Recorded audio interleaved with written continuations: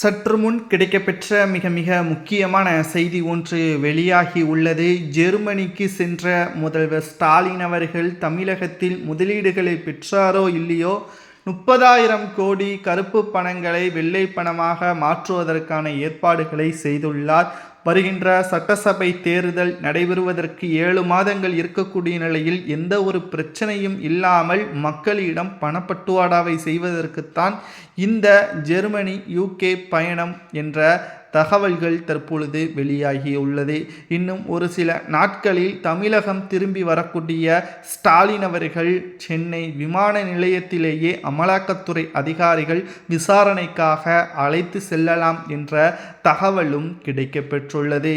ஏனென்றால் இதுவரைக்கும் கிட்டத்தட்ட 3 முறை வெளிநாடு பயணம் சென்றுள்ளார். அப்பொழுது பல ஆயிரம் கோடிகளை தமிழகத்தில் முதலீடுகளை பெற்றதாக தெரிவித்திருந்தார்.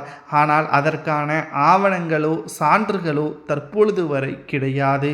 4வது முறை ஜெர்மனி UK போன்ற நாடுகளுக்கு முதலீடுகளை பெறுவதற்காகவும் சென்றுள்ளார். 8 நாட்கள் பயணத்தின் பொழுது அவர் முதலீடுகளை ஈற்றது போல் தெரியவில்லை. கருப்பு பணங்களை வெள்ளை பணமாக மாற்றுவதற்கான முயற்சிகளை மட்டும்தான் செய்துள்ளார் என்ற தகவலும் தற்பொழுது கிடைக்கப்பெற்றுள்ளது. இதனால் வருகின்ற கிட்டத்தட்ட சென்னை விமான நிலையத்தில் ஸ்டாலின் அவர்கள் வரும்பொழுது அவர் அதற்கான ஆவணங்களை வெளியிடவில்லை என்றால் அவரது ஒட்டுமொத்த விசாரணையையும் அமலாக்கத்துறை அதிகாரிகள் விமான நிலையத்திலேயே விசாரணைக்காக அழைத்து செல்லலாம் என்ற தகவலும் கிடைக்கப்பெற்றுள்ளது. இது அரசியல் வட்டாரத்தில் பரபரப்பை ஏற்படுத்தியுள்ளது.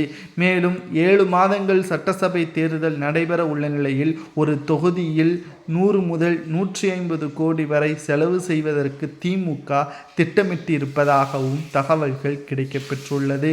இதற்கு மிக முக்கியமான காரணம் 2026 சட்டசபை தேர்தல் என்பது போட்டிகள் நிறைந்த தேர்தல். அதில் திமுக 2வது முறை வெற்றியடைய வேண்டும் என்றால் இதை செய்துதான் ஆக வேண்டும் என்ற தகவலும் தற்பொழுது கிடைக்கப்பெற்றுள்ளது. சென்னை விமான நிலையத்தில் ஸ்டாலினை அமலாக்கத்துறை அதிகாரிகள் விசாரணைக்கு அழைத்து செல்லலாமா வேண்டாமா என்பதை உங்களது கருத்துக்களை கமெண்ட் வாயிலாக கூறுங்கள்.